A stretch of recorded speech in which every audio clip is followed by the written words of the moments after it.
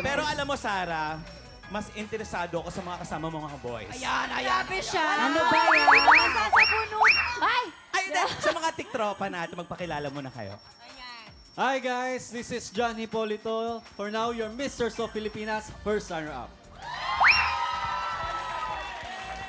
Hi guys, this is JC Lopez, your Mr. Tourism Philippines 2025.